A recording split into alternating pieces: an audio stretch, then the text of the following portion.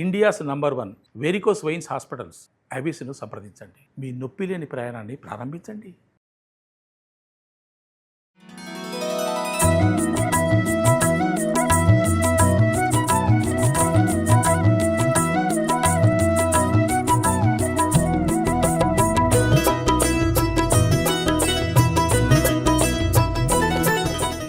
నమస్తే రమగారు. నమస్తే జయ.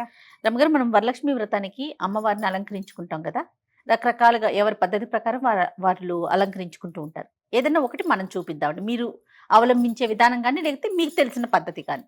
ఎప్పుడు అవలంబించేది ఒక కలసానికి ఒక చెంబు, ఒక పాత్ర, ఏదైనా బియ్యం కానీ నీళ్ళేమో ఏదైనా మినుములు పెసలు అలా ఏదైనా పోసి దాని మీద ఇంకో పాత్ర పెట్టి ఒక్క కొబ్బరికాయ పెట్టి ముఖాన్ని పసుపుతోటి కానీ లేకపోతే ఏదైనా ప్రతిమా విశేషాన్ని దానికి అమర్చుకొని కొంచెం వస్త్రాన్ని అలంకరిస్తే చక్కగా లుక్ బాగుంటుంది. చూడడానికి మనకి ఒక సంతోషకరమైన స్వరూపం కనపడుతుంది. అవును, వెసులుబాటు మనకి ఎట్లా వీలుగా ఉంటే అట్లా, కానీ ప్రతిసారి ఒక స్వరూపాన్ని వెలయించుకునే అలవాటు మాత్రం ఉంది. ఎప్పుడు అదే చేస్తాం. కొంత ముందు వెనక ఓసారి అట్లా ఓసారి ఇట్లా కడతాను. వస్త్రం కట్టడంలోనే తేడా. ఈసారి ఇంకొకటి చూపిద్దాం. ఓకే, ముందుగానే మనం బింది పెట్టుకున్నాం చిన్నది. ఇవి మీరు ఎత్తుగా కావాలనుకుంటే వస్త్రం పెద్దది తీసుకోవటము, బిందె సైజు పెద్దది పెట్టుకోవడం అంతే. ఏదైనా ఇప్పుడు పెద్దదే ఉంది, ఇది కొంచెము దీన్ని కత్తిరించి పారేయటం ఎందుకు, చక్కగా ఇదంతా వస్తుంది కదా. అవును, దేనైనా బాగా పరవటం. నేనేం చేయాలంటే రెండు పక్కల నుంచి కుర్చీ పెట్టుకోవాలి, మనం సమానంగా పెట్టాలన్నమాట. ఇప్పుడు పెద్దదిగా ఉంది కదా, లాగి పెట్టు దగ్గరికి. 2 sides పెట్టుకోవాలి కుర్చీ. ఇప్పుడు మనం చీర కుర్చీలు ఎలా పెట్టుకుంటాము, అవును, ఫ్రిల్స్ లాగా ఇంచి ఫ్రిల్ పెట్టుకుంటే అవును సరిపోతుంది. సమానంగా పెట్టుకోవాలి ఫ్రిల్స్. కొంచెం వస్త్రం గట్టిదైతే ఈ క్లాత్ బట్ట అప్పుడు మనకి నిలబడగా వస్తాయి, కుర్చీళ్ళు నిలబడతాయి అన్నమాట. ఇలాగే దగ్గరగా కుర్చీ పోసేసుకోవటం. మొదట కొద్దిగా నేల మీద వెసులుబాటుగా పరుచుకుంటే మనం పెట్టుకోవచ్చు. ఓకే, ఇది ఎంత నిలబడే వస్త్రం అయితే అమ్మవారి వస్త్రం అంత బాగుంటుంది మనకి. ఎటుదట్టు మనం కుర్చీ పెట్టేసుకోవాలన్నమాట. చూడు ఇక్కడ కనపడుతుంది కదా, వీటిని కొద్దిగా ఫ్రిల్స్ బాగా సరి చేసుకుని పెట్టుకోవాలి. ఐరన్ బాక్స్ అవి ఏం అక్కర్లా, జస్ట్ చేతితో పెట్టుకుంటే చాలు. పాఠశాలలో మాకు వేద పాఠశాల ఉంది కదా, విద్యార్థి కురవాడు ఒకటి పని అని అమ్మవారికి పెద్ద విగ్రహం ఒకటి ఉన్నారు. అమ్మవారు భలే అందంగా కట్టాడు. నేను ఇది వాడి దగ్గరే చూశాను, ఆ ఫ్రిల్స్ పెట్టడం. పండరిపురానికి పురంలోను, తర్వాత ఏమో మహాలక్ష్మి కొల్లూరు కొల్హాపూర్ మహాలక్ష్మి అక్కడ మనకి టీవీలలో ఇప్పుడు కనపడుతున్నాయి కదా. అబ్బాయి ఎంత బాగా కడతారో జయ. కుర్చీ అంతా కుర్చీలలోనే ఉంటుంది సౌందర్యం. అప్పుడు మనం కుర్చీ సరి చేసుకోవచ్చు. రబ్బర్ బ్యాండ్ అయినా పెట్టుకోవచ్చు.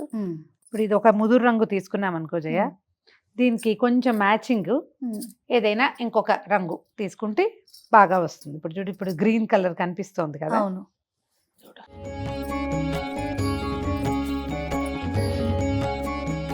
ఇంత కొసదాకా వేస్తామా, కొద్దిగా తగ్గిస్తామా, మనకి ఎంత పొడుగు కావాలి చూసుకుని ఈ వెనకాల అడ్జస్ట్ చేసుకోవాలి. ఇది ఇక్కడ ఇక్కడ ఇట్లా ఏమైనా పెట్టేద్దాం పెట్టుకోవాలి. అక్కడ ఒకటి పెట్టుకుంటే అప్పుడు మనకి ఇలా వస్తాయన్నమాట. చూడు ఇలా రావాలి. ఇట్లా ఏ పక్కకి ఆ పక్కకి కుర్చీ వదిలిపెడుతుంది. ఇక్కడ ఒక క్లిప్ పెట్టుకోవాలి. క్లిప్ పెట్టుకుంటే క్లిప్ కానీ 2-3 క్లిప్పులు పెడితే గట్టిగా ఉంటుంది. పెడతా ఈ చెంబు గనక మనం పెట్టింది కొంచెం పెద్ద రకంది అనుకో, అంటే అప్పుడు ఈ రౌండే కూడా సరిపోతుంది.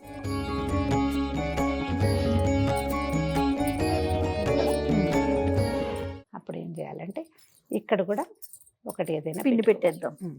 ఇవి ఉంటాయి కదా, వాటిని ఏమంటారు, స్టేపుల్ పిన్స్. స్టేపుల్ కూడా కొట్టేయచ్చు. మనం మడత పెట్టేటప్పుడే ఒక్క రవ్వ జాగ్రత్త పడాలన్నమాట. ఇలాంటి చోట ఎక్కడైనా ఒక పిన్ పెట్టేస్తే కదలకుండా ఉండిపోతుంది.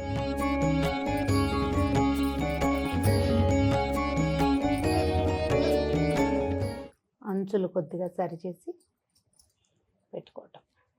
ఇక్కడ ఏదైనా ఒక ఆభరణాన్ని పెట్టేద్దాం రమ్మగారు. ఇది నడుం పార్ట్ అనుకో. ఓకే, ఇది లంగా, ఇది జాకెట్. ఓకే, ఇప్పుడు మనకి ఇది కొంచెం యువతలకి వేసి కనుక పెడితే ఏమవుతుంది, అదొక్క రవ్వ కవర్ అవుతుంది. కొంచెం నెక్ కవర్ అయినట్టుగా. ఆ, ఏమీ లేదు, నేను దీన్ని జస్ట్ దీని వెనకాల పెట్టారు ఇందులో క్లాత్. ఉన్న పీస్ని పక్కకు తిప్పి పెట్టాను అంతే. ఇప్పుడు మనం కంఠానికి ఏం ఆభరణం పెట్టదలుచుకున్నామో ఆ కంఠాభరణాన్ని కూడా పెట్టేసుకోవచ్చు.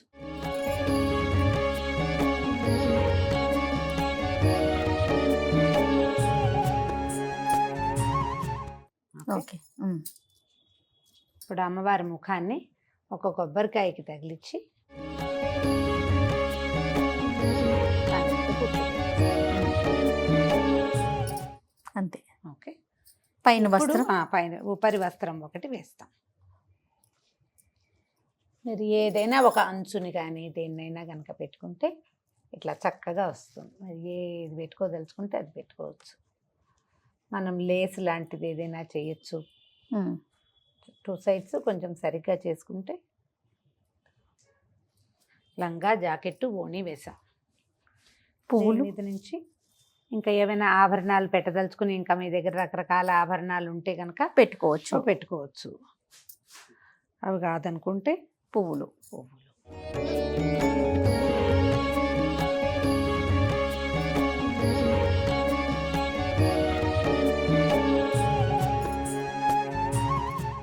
తర్వాత గాజులు. ఉమ్.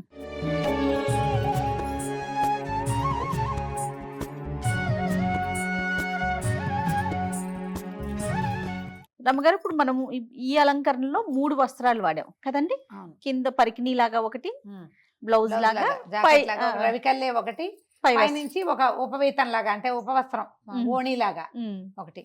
మన ఛాయిసే, మనం ఉపవీతం వేయకుండా మధ్యలోది వేయకుండా మొత్తానికి ఈ ఎర్రదాంతోటే మనం పైన కవర్.